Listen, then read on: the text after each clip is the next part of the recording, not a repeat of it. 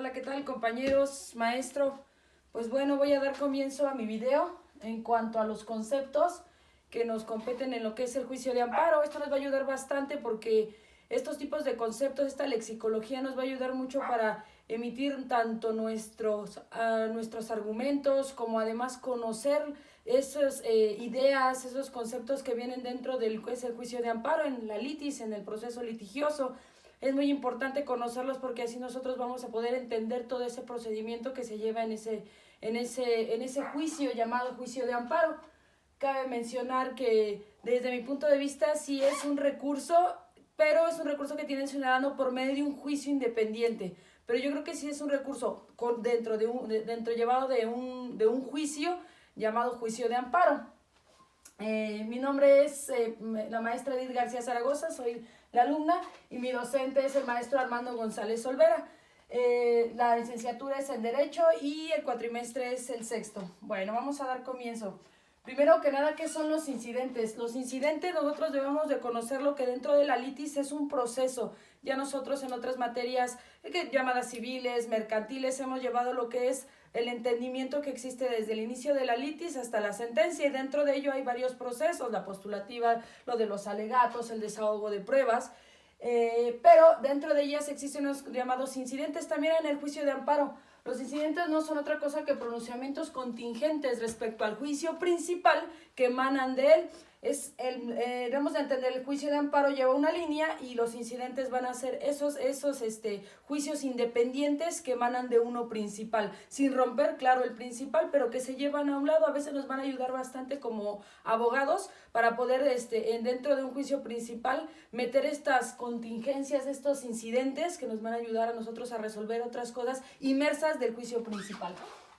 En el caso de juicio de amparo son decisiones sobre eventualidades o cuestiones relacionadas con el tema de fondo. Como lo decíamos, hay una línea, pero pueden ir saliendo varios. Dentro de los incidentes, bueno, yo encontré que pueden ser por su finalidad, por su causa o por su objeto. Por su finalidad es controlar a lo mejor una regularidad, una expediticia o una eficacia dentro del proceso. Nosotros podemos irlos mencionando dentro del juicio principal. Existen de causa, que pueden ser por orden, motivos, circunstancias, reserva de materia del juicio, restitución de cosas del estado original también. Incluso lo hemos visto también en los juicios de amparo, que a veces se pide la restitución de todas las situaciones en las que se ve inmerso el quejoso, y entonces la autoridad tendrá que restituirlas tal y como está. Hay también de disculpas públicas. El objeto, medidas correctivas a restablecer, normalidad, eficacia del procedimiento, elimina el problema o conflicto definitivo entre a lo mejor el quejoso y la autoridad o el acto hecho en sí. Los incidentes también previstos en la ley de amparo pueden ser de calificación de impedimento, conflicto competencial, reposición de autos. Eso también me llamó muchísimo la atención, la reposición de autos. Puedes hacer incidentes dentro del juicio de amparo por reposición de autos. Es una manera muy, muy interesante que también leí. Nulidad de notificaciones y actuaciones. Ahí, podemos decir que a lo mejor ya hubo un proceso o una violación en cuanto al juicio principal, que nos puede ayudar a nosotros a tener una vertiente o un punto a favor de nosotros metiendo un incidente. Acumulación, obtención de documentos, objeción de documentos, incumplimiento de inconformidad, repetición del acto e inconformidad, claro, cumplimiento sustituto, entre otros. Esos son algunos de los incidentes que yo encontré dentro de lo que es la ley de amparo. Son muy importantes, fíjese, a pesar de que tener un juicio principal, yo creo que tener lo que es un incidente nos ayuda a nosotros a poder ver ese tipo de cosas, porque a lo mejor en el principal vamos sobre una línea, sobre lo que fue vulnerado, pero dentro de esa vulneración podemos encontrar algunas vertientes que nos pueden ayudar, y estos incidentes nos pueden ayudar a subsanarlo y a hacer más jugoso, con más grosor lo que estamos haciendo dentro del juicio principal. Bueno, dentro de otro término de lexicología podemos encontrar lo que son los pedimentos. Los pedimentos son aquellas consecuencias que un juez no puede conocer de un caso en concreto. Estos impedimentos, dentro de lo que yo encontré, pues pueden ser también incluso por parentesco. Puede ser que dentro de un juicio exista un parentesco dentro de alguna de las partes, es un impedimento. También encontré lo que es por medio del impedimento de un funcionario judicial. Debemos de entender que a veces los impedimentos existe una gran rama. Por ejemplo, tenemos la Suprema Corte de Justicia, el Tribunal Colegiado, el Tribunal Unitario, juez de distrito, y cada uno pues obviamente va a conocer de los temas y puede irlo emanando hasta llegar a lo que es a la audiencia de pruebas, alegatos y resoluciones. Pero dentro de estos puedes haber impedimentos que uno mismo puede interponer por el simple hecho de que a lo mejor no sea competencia de él, tenga parentesco por su funcionalidad, o del funcionario puede tener un impedimento en cuanto a conocer el caso. En concreto son aquellas cosas que nosotros vamos a tener por consecuencia que el juez no pueda conocer del caso. Los supuestos que se dan vía los impedimentos, factores o circunstancias personales, como les comentaba, pues el parentesco, que podrían distorsionar la imparcialidad del juzgador. El efecto directo de los impedimentos es la incapacidad subjetiva, es decir, del juez, de la persona que desempeña un cargo jurisdiccional en consecuencia de alguna de las causas señaladas por la ley aplicable, los que les comentaba. Muy importante porque nosotros incluso en un caso podemos a lo mejor ganarlo por impedimentos que se pueden desarrollar. Obviamente pues se va a proseguir y lo pueden meter por otra instancia, pero se pueden tener ahí varias áreas de oportunidad en cuanto a un impedimento que pueda tener el órgano jurisdiccional que nos va a dictar esa línea. En cuanto a la litis del juicio de amparo, vamos a meter un impedimento. La responsabilidad en el juicio de amparo. Obviamente hay autoridades responsables para conocer este tipo de situaciones llamados juicios de amparo. Esta es la sanción que se origina por el incumplimiento de las normas o disposiciones señaladas en la ley de amparo. Esto es una definición que tenemos de juicio de amparo que a mí me gustó mucho. Juicio de amparo es la sanción que se origina en el incumplimiento de las normas o disposiciones señaladas de la ley de amparo. Lo puse aquí para poder recalcar que el juicio de amparo al final de cuentas es una violación de una autoridad hacia un gobernado por violarle un derecho fundamental, que también nos los ha recalcado varias veces el maestro Armando, que no necesariamente tiene que ser de una autoridad, también puede ser de un particular en funciones públicas que él tenga para los gobernados, también puede ser de un particular, siempre en funciones públicas. Esta responsabilidad del juicio de amparo, pongo esto porque obviamente la responsabilidad va a recaer en aquella persona que fue en el incumplimiento o es la consecuencia que tiene el incumplimiento de esas obligaciones señaladas en la ley de amparo. Es decir, aquella violación que tuvo esa autoridad ante un derecho fundamental de un gobernado. Es su responsabilidad y es responsable. Ese órgano jurisdiccional por parte, pues obviamente interviene en el proceso, en un procedimiento constitucional, el que llamado ahorita juicio de amparo, artículos 103 y 107. Entonces, este tipo de responsabilidades va a ser bastante importante porque nosotros debemos ser muy inteligentes en el saber qué tipo de autoridad y cómo fue que tiene y recae la responsabilidad de haber violado aquel derecho fundamental de ese gobernado.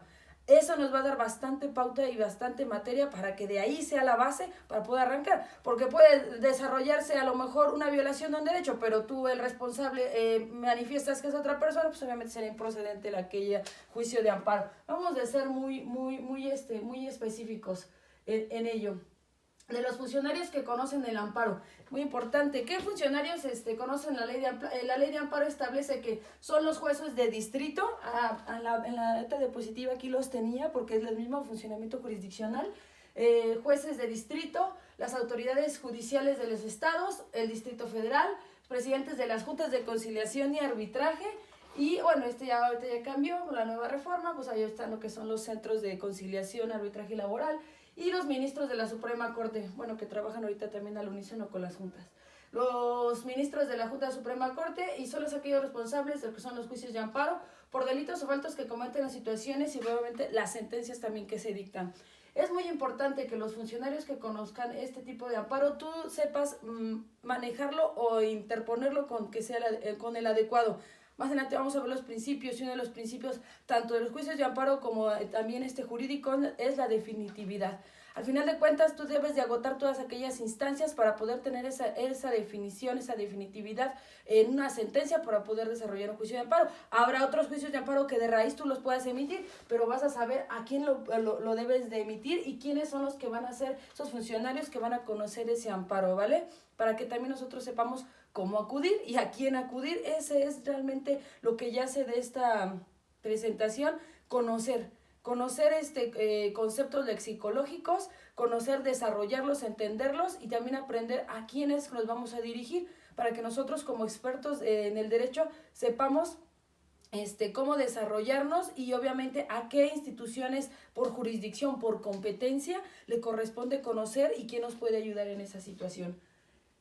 Tenemos igual de las autoridades responsables, claro, dice, ¿quién es la autoridad responsable? Es aquella que dicta, promulga, publica, ordena, ejecuta o trata de ejecutar la ley o el acto reclamado. Claro, porque acordémonos, una va a ser la responsable, obviamente, que es la que cometió aquella violación. La otra va a ser el quejoso, que se está quejando de que están violando ese derecho fundamental que tiene. Y la otra es la autoridad responsable, que es la que va a pronunciarse para decir qué situación es la que guarda o en qué situación va a terminar aquella litis que se está desarrollando llamado juicio de amparo.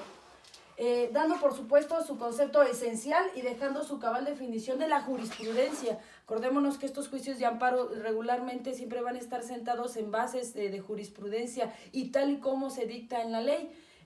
Son ese tipo de juicios de amparo lo que nos va a ayudar, y hay precedentes, de verdad. Los juicios de amparo a veces son precedentes en cuanto a lo que son las violaciones de derechos humanos. Yo creo que es uno de los espacios menos inmersos, menos explorados, utilizados de los ciudadanos.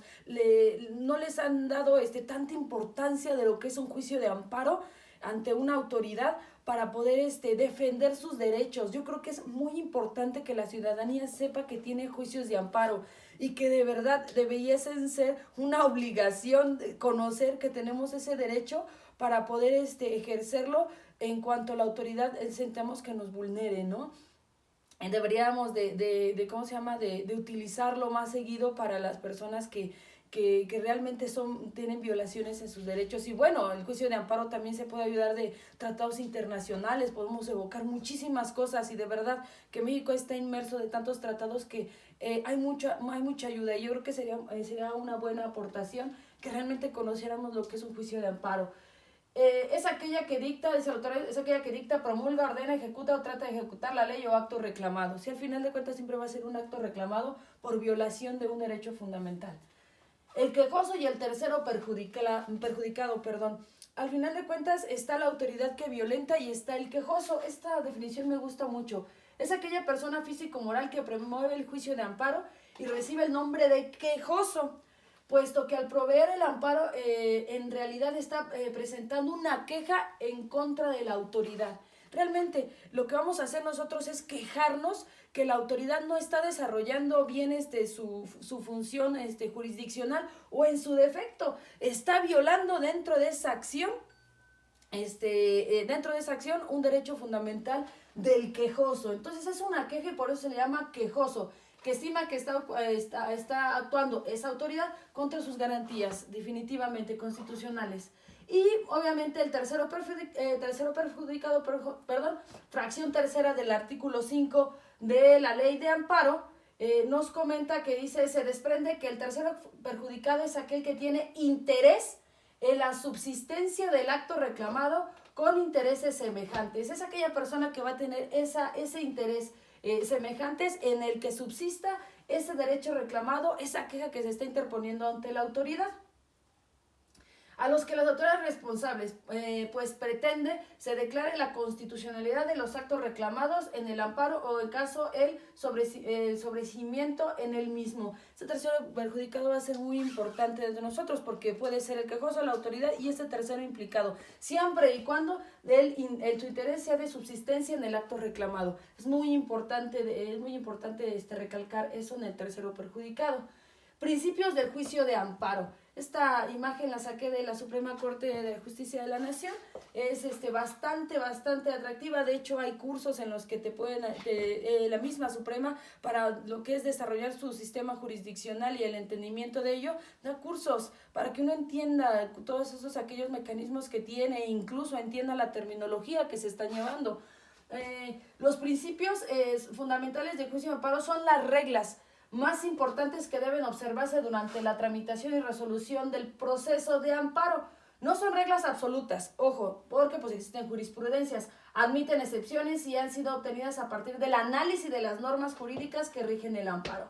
Es decir, van a ser las reglas del juego. Estos principios nos van a ayudar bastante para entender lo que es el juicio de amparo y que tampoco se haga lo que quiera dentro de él. Existen reglas en que tanto una persona, tanto la parte del quejoso como la autoridad responsable, debe de saber. Rápidamente está la instancia de la parte agraviada, la definitividad ya la habíamos tocado, la procesión judicial, el estricto derecho y la relatividad. Muy importantes, ¿por qué? Porque no todo el juicio de amparo es para todos y no para todo. O sea, sí para todos, pero siempre y cuando lo ejerza. Hay un principio de ello. El principio de instancia de la parte agraviada, dice, se refiere a que el juicio de amparo solamente podrá ser promovido por aquella persona que se siente agraviada por el acto reclamado. Es decir, si un determinado acto de una autoridad afecta los derechos fundamentales de una determinada persona, solo esta persona podrá acudir al juicio de amparo para el efecto de impugnarlo. Es muy importante, solamente la persona que ha sido agraviada, la persona que ha sufrido la violentación de este derecho, tiene esa potestad para poder promover el juicio de amparo. Yo puedo ver que la están agraviando y eso, pero yo no puedo interponer una por la otra persona. La persona tendrá que interponerlo por ello mismo. Obviamente por medio de un abogado y las diversas asesoramientos que necesitará. Pero la persona que está siendo agraviada es la que tiene que promoverlo, no las demás personas, porque pues no puede promover la persona de Yucatán lo que está pasando aquí en Hidalgo y viceversa. Tiene que realmente versar eso, o puede ser a nivel nacional, bueno, sería otra situación. Pero siempre tiene que ser promovida por la persona que está siendo agraviado. Ese es el principio de instancia de la parte agraviada. El principio de agravio personal y directo debe ser aquella persona que en su concepto sufre la violación de derecho. Es muy similar a la otra, la que nosotros manejábamos. Siempre debe de ser la persona quien el promovente, el quejoso, el que se le está violentando el derecho. Principio de definitividad, ya lo habíamos mencionado antes, que es el principio de definitividad. Este medio es la impugnación el juicio de amparo es un medio de impugnación extraordinario, ya lo decimos, es un juicio muy independiente, sus características muy independientes, de lo cual deriva que el quejoso previo a promover el juicio de amparo se encuentra obligado a agotar todos los medios ordinarios. Ya les comentaba yo, habrá veces en los que en sí él tendrá que agotar las instancias de acuerdo a lo que son el escalafón de diferente arquitectura que tiene jurisdiccional la Suprema Corte de Justicia y así la impartición de justicia, pues va a tener que ir eliminando todos esos instancias, subsanando en los medios ordinarios para poder llegar a una impugnación extraordinaria, a lo mejor de una sentencia de un juez. Ahora sí, lo va a conocer alguien más, lo va a conocer a lo mejor la Suprema Corte de Justicia, un tribunal colegiado, para poder interponerlo. Pero tendremos que tener algo ya, una base, para que ellos puedan tener este término de definitividad, no pues saltarnos. Y va a haber otros juicios en los que sí los podemos a lo mejor meter de juicios de amparo en una instancia ya específica, pero bueno, eso ya es con el paso del tiempo y el conocimiento del jurista en el que puede estar eso, que es por eso muy importante conocer esto para que uno se vaya formando un panorama, un mapa mental de cómo hacer las cosas. Al final de cuentas, la definitividad es el acto que se ha impugnado del amparo debe ser definitivo. Lo que vamos, la definitividad, al final de cuentas, agotando un medio ordinario para una impugnación extraordinaria. ¿Qué dice en cuanto al principio de estricto derecho? Dice, impone que el juez de amparo se encuentra constreñido a analizar el acto reclamado a la luz de los conceptos de violación hechos valer por el quejoso, es decir, que el quejoso tiene la obligación de hacer valer todos aquellos argumentos que estime necesarios para demostrar la inconstitucional del acto reclamado. Es muy importante. Siempre no es porque hagan las cosas como quiere, es en estricto apego al derecho y al final de cuentas tanto la autoridad que es la que va a dictaminar, la que va a tener la observancia, la que se va a promulgar, la que va a dictar, es aquella que va a tener totalmente este principio rector en un estricto derecho de leerla, de conocerla, así como el quejoso. El quejoso también tendrá que analizar todos aquellos cosas o pruebas que le puedan ayudar para demostrar que realmente existe una inconstitucionalidad dentro de su violación de derechos y obviamente el acto reclamado está siendo fundado, motivado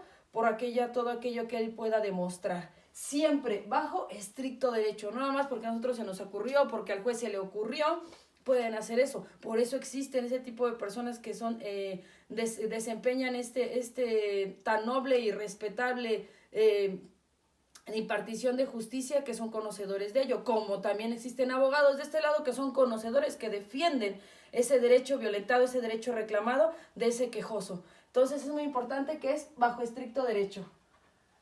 Y bueno, tenemos el principio de relatividad de las sentencias de amparo. Este es, que para mi gusto, bueno, es un principio, pero se puede evocar, pero bueno, al final de cuentas, como el de arriba que decía de la persona agraviada, solo que el que sea agraviado tiene el derecho de reclamar, pues el principio de relatividad nos dice, también conocido como la fórmula de Otero, el principio de relatividad es una consecuencia del principio de agravio personal y directo o de agravio de la parte agraviada, puesto que las sentencias de amparo solo podrán beneficiar al quejoso. Si yo lo promuevo porque a mí me están violentando, lo gano, pues obviamente a mí solo me va a tener me va a amparar este juicio de amparo la protección al quejoso. A pesar de que a otras personas les esté pasando lo mismo y que puedan eso, si ellos no lo promovieron o no se sujetan a lo mío por ya tener un antecedente previo de un juicio, pues simplemente no les alcanzará esa esfera de protección del juicio de amparo. Es solamente para quien lo reclama y en el hecho de ganarlo beneficia solamente al quejoso. Es algo de un principio muy importante que debemos de tener del juicio de amparo. Obviamente el que hubiera promovido el amparo correspondiente incluye los juicios de amparo en los que hubieran declarado la inconstitucionalidad de una ley. En resumen, es decir, aunque una ley hubiera sido declarada inconstitucional por virtud de un juicio de amparo, tal declaratoria solo podrá beneficiar al quejoso que hubiera promovido el referido juicio. Lo que les comentaba, la esfera solamente alcanzará al quejoso, obviamente con el principio adherido de lo que es la parte agraviada. Bueno, compañeros, hasta aquí sería mi participación en cuanto a lo que es los conceptos y lexicología y lo que es, tocamos varios puntos de lo que es el juicio de amparo, que es muy importante conocerlos. A lo mejor ahorita no seremos expertos ni mucho menos, pero sí es importante porque nos ayudan a tener un panorama, un mapa mental de lo que va a proceder en los diferentes siguientes clases para poder tener ese conocimiento y ese entendimiento que si ya nos hablan qué es quejoso, parte agravada, un incidente, un impedimento, pues uno mismo tenga ese conocimiento, ya sé de qué me están hablando. Pues es muy importante conocer siempre los conceptos y terminología de lo que estamos hablando, porque a veces en civil es una parte, significa una cosa, en mercantil significa otra, y en juicios de amparo significa otra, o tiene otro término, parte actora, parte demanda, y aquí vamos a meter quejoso y autoridad responsable. Bueno, compañeros, maestro, pues les mando un fuerte abrazo, un saludo, y pues hasta aquí sería mi participación, espero que les haya ayudado, y pues es un placer estar con ustedes. Muchas gracias, compañeros y maestro.